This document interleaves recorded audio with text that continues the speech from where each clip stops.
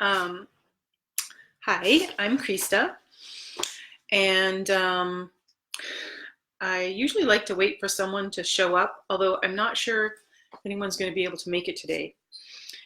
Uh, my regulars might be occupied. Anyway, I'm just going to go ahead and get started. Okay, so again, I'm Krista, as you know, many of you already know, and this is lēmniscāta Live. This is episode number 8, and today I'm talking about damage in dreams. So let's see. So yeah.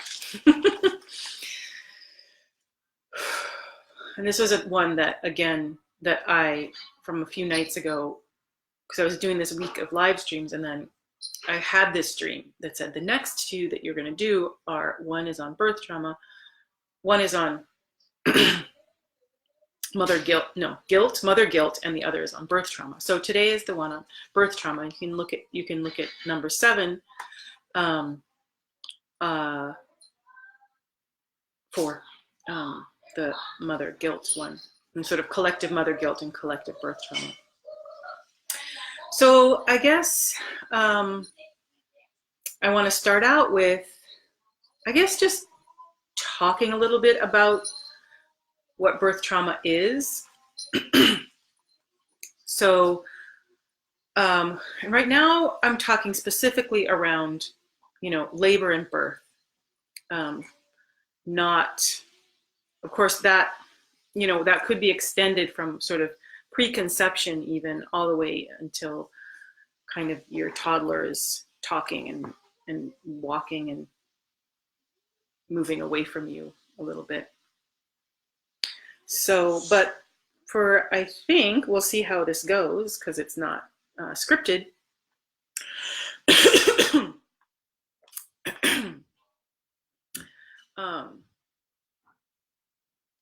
I'm gonna I think, stick to childbirth. So some of the things that can be traumatic is a really long labor, either multiple days of a woman's body opening to prepare to let the baby through, or a really long pushing phase, which was my personal experience. With my first baby, I was in the pushing, like active, like every 2 to 5 minutes, pushing contraction for 8 full hours before she was born. So I experienced that as traumatic. But then also really fast labor. Sometimes really fast labor can just cause tearing, which is the next one, tearing. So you can see that it's not necessarily a long labor that's hard always. A fast labor can be hard. And then there's also the distinction between the mother and the baby in terms of trauma. So someone might have experienced their fast labor as being really kind of ecstatic, perhaps, whereas the baby might have found it kind of disorienting to so quickly move through that transition from water to air and all the different things. So this is sort of funny, because right now there's no one here, and this is the first time I think that there's not been anyone. So it's just a different feeling. Anyway, so all of you who do come live, I do appreciate very much your presence, and I forgive you for not being here too. Okay, so a traumatic birth. Some things that can feel traumatic are like, I think a lot of discussion around trauma has to do with cesarean birth and Pitocin induction or other kinds of induction, where quote unquote contractions. I don't tend to use that word, but anyway, where the rhythm of of the woman's body, and it's, you know, moving the baby out is interrupted or is changed or intensified, so it becomes harder. So there's lots of different things that can, you know, be a traumatic birth. So, and, you know, in the end, we come to, okay, birth itself is traumatic, possibly. Actually, can you hold on just 1 second? I noticed my kids are starting to play guitar outside, and I'm just going to ask them to remember that what I'm doing.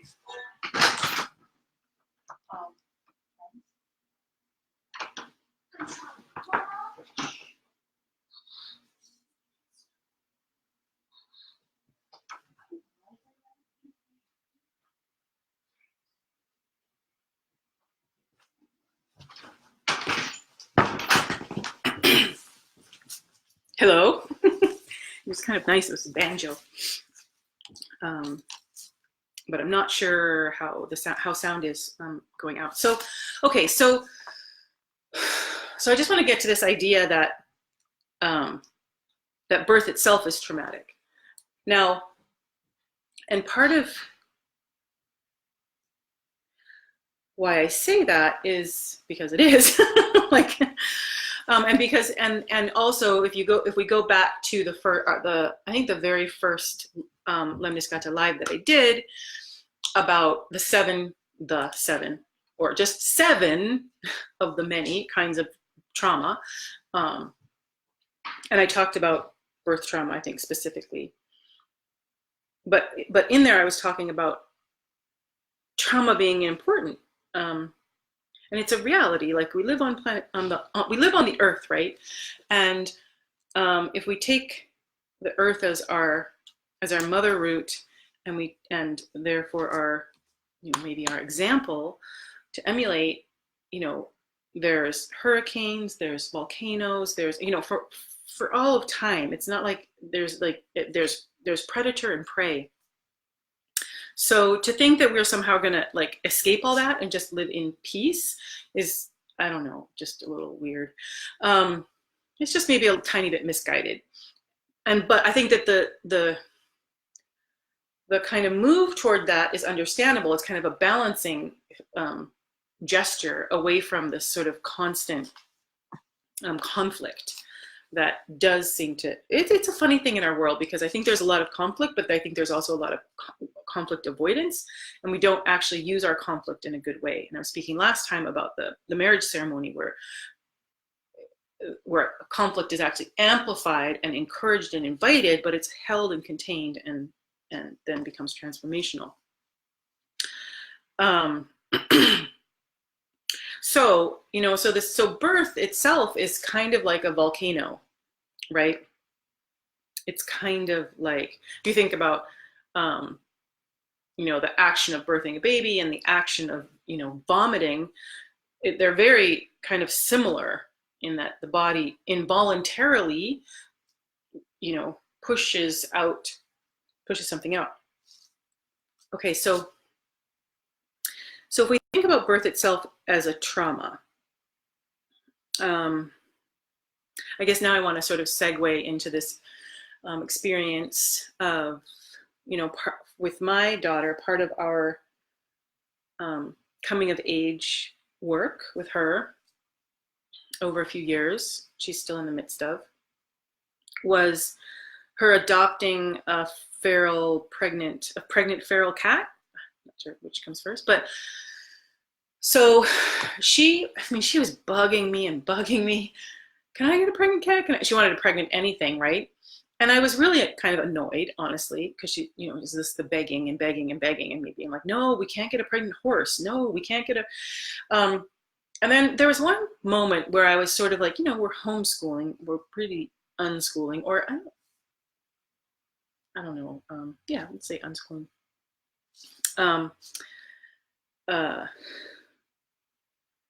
I just sort of had this epiphany of like, oh, how perfect, right? Because a lot of what my children know about sexuality and about birth and about mating is from animals on our quote unquote, urban farm. In our work with our animals and in in our backyard for I think more than 10 years we've had goats and chickens, and for a while we had ducks, and we have bees just in our yard. This is what we have, and we haven't, despite dreaming of a rural kind of sanctuary, we are still in the city.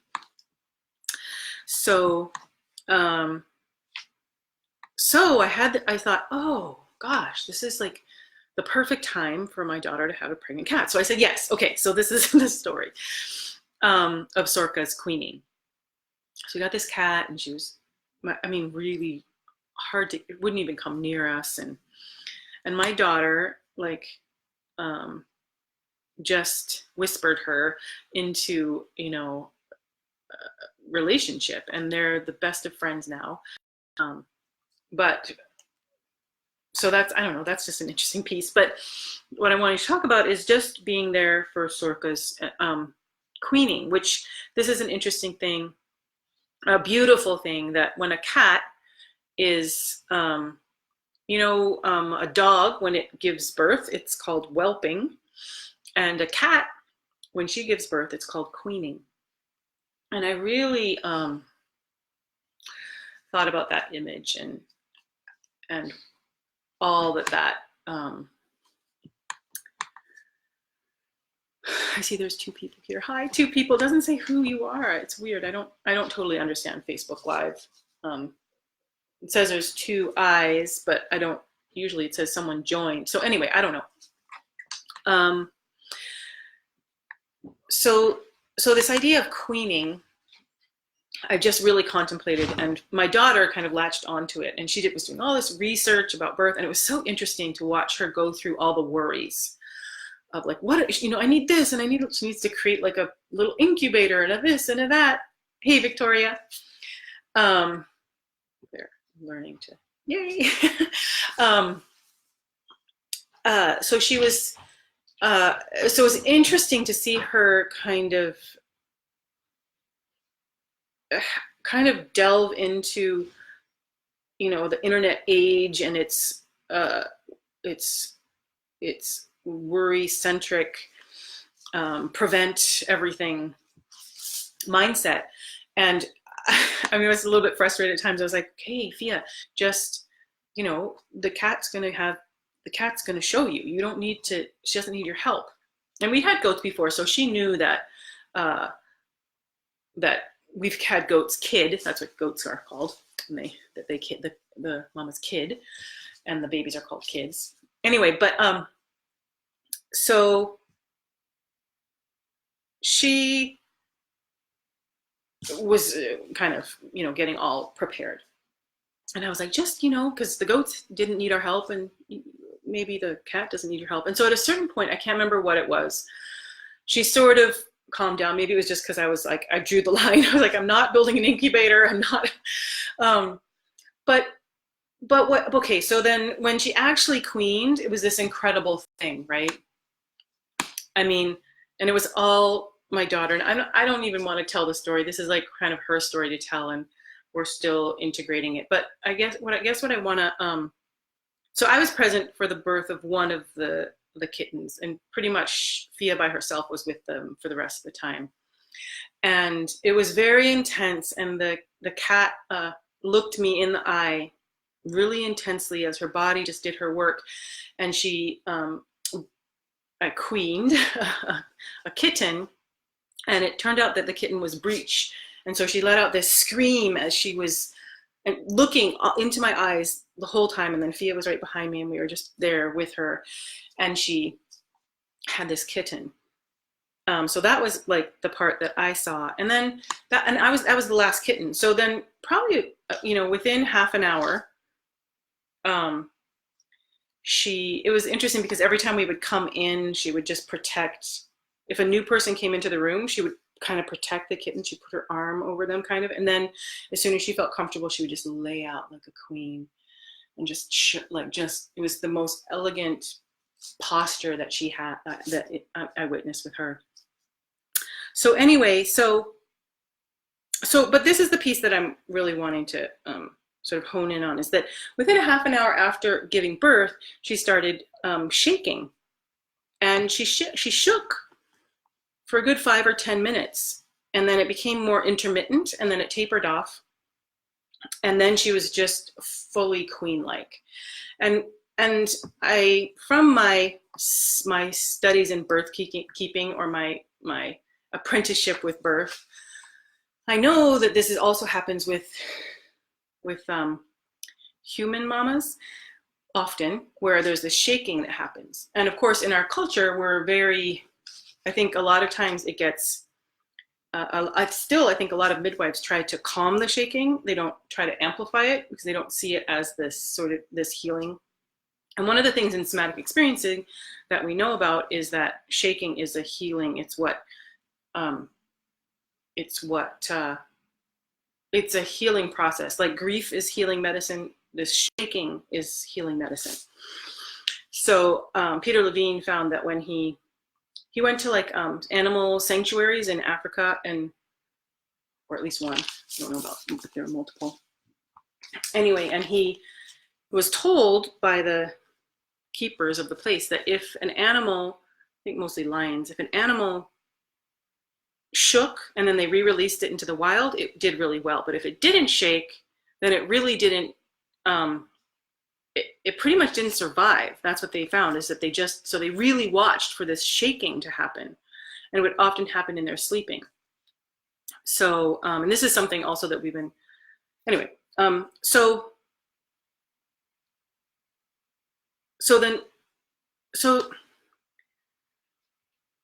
there was something about, so I guess what I'm wanting to like talk about is like all of this worry, and then there's the actual birth that like within Sorka's body, she had this healing mechanism that allowed her to be a queen, right?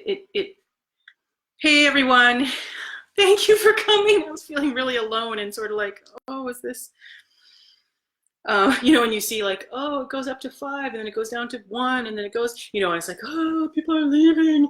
Anyway, I really appreciate you all coming. And I really still don't know if when people come, if they start at the beginning or if you just, when it's still live, you enter in right now. So anyway, hi. We're just talking about my daughter's coming of age, feral pregnant cat, her birth, which is called queening, and how a big piece, a really piece that we noticed in it was like that after the kittens were born, that she did this shaking, and how this is a sort of a medicine, similar to grief or all kinds of other things, but just really talking about shaking right now. So this is part of her queenness, is this ability to like just do what she needed to do. She, it was really beautiful to watch her just slowly and like looking into my eye and just finding just the right position thing to just, totally free, no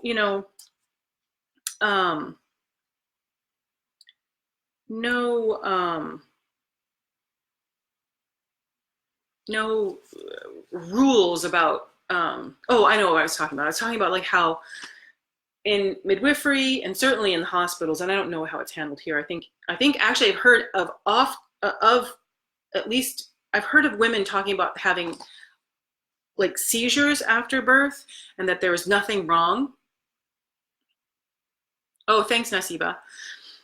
Nasiba is telling me that you start right in. Okay, so cool. So anyway, kind of recap for you. But so like there's women who have seizures, quote unquote, seizures after their baby's born, but there's nothing found to be wrong with them. So it's like the medical profession just sees these as aberrant, that they start looking for something wrong. They don't see like, oh, this mama's healing. Of course, there are actual seizures. So I'm not like saying those don't exist, but this shaking is a particular thing. Okay, so I'm just looking at my notes here for a second.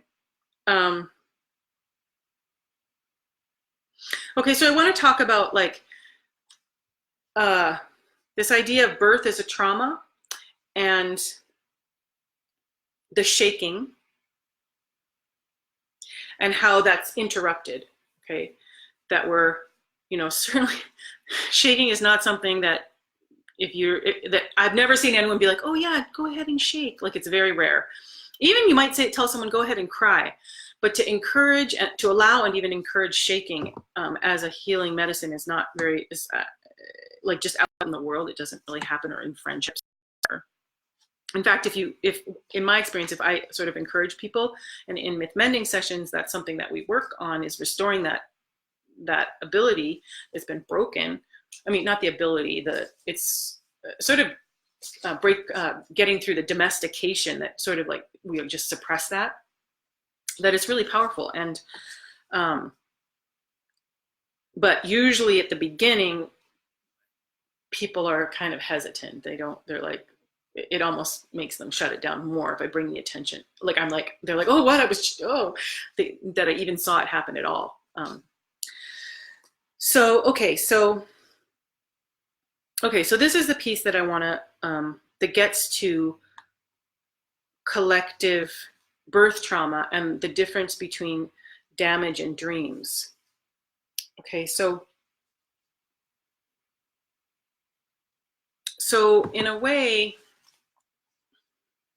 okay, so it's really very simple that we're so domesticated that we can no longer, cry or shake or do all of these things that our bodies just naturally do to heal, and that's this domestication, but also our loss of ceremonial culture, and as as until we're able to like restore that, we are gonna be sort of resting in damage. And this idea of damage and dreams, there's an article that I posted on my page that you can look at that really talks about, because there's sort of an interruption in this idea of like talking about oppression, and this is and focusing on our how we're damaged and how we're broken, and there's, I mean, I definitely can relate to this, where it's like, and so people are sort of pitying you, and that's not really helpful. But at the same time, that's not to negate the fact that we have lost something, and in order to, we still have dreams, but often there's this obstacle to our dreams that has to do with how do we restore the shaking and the wailing and the for some reason other things aren't coming to me right now, but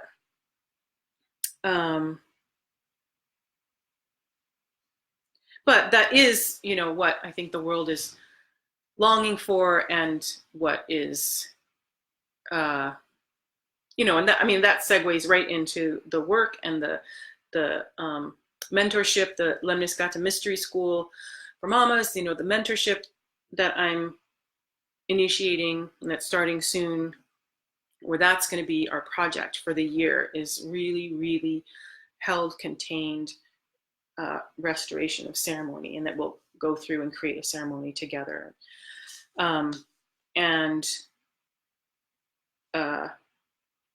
Yeah, so I guess what I'm wanting to, I think when people talk about collective birth trauma, it tends to be like all about damage.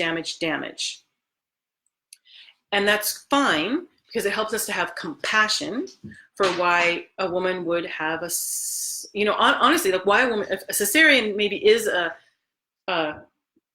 trauma in itself, but why does any woman choose to have a cesarean? I mean, consciously or unconsciously. I mean, I hate the idea that we choose our problems. So I'm not exactly saying that, but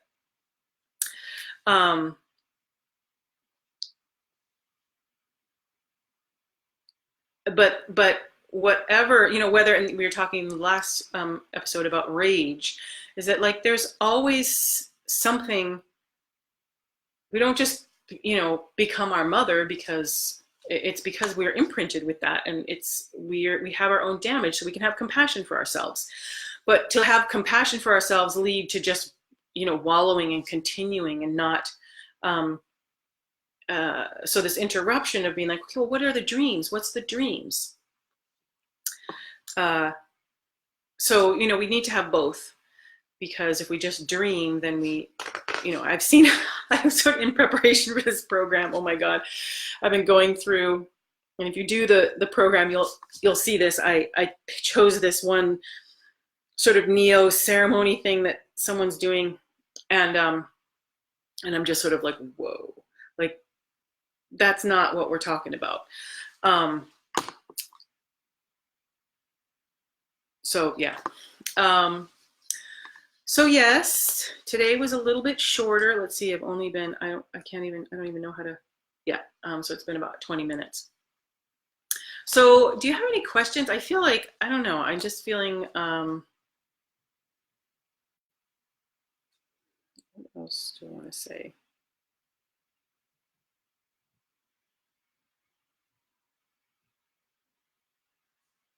I mean, I guess that's the point, is really that we do have these sort of innate, natural, instinctual, intuitive ways of healing ourselves that are, and these are all, if these aren't elements in the ceremony that you're practicing, then it's probably not, it doesn't have to be in every place at every time, but that's kind of fundamental. And yeah, so I realize that now when I point and everything, like, might be up there, it might be, you know, so if you want to learn more, click somewhere, wherever it is. And I'm going to be opening the doors to the mentorship soon. And the membership is going to be open, you know, a little bit later. So I'm still working on it. I'm not exactly sure if it'll be this week or in January, but sign up for the wait list, and I'll be focusing on hanging out with y'all next week to dream this up. So thanks for coming, and I will see you soon. Okay, bye.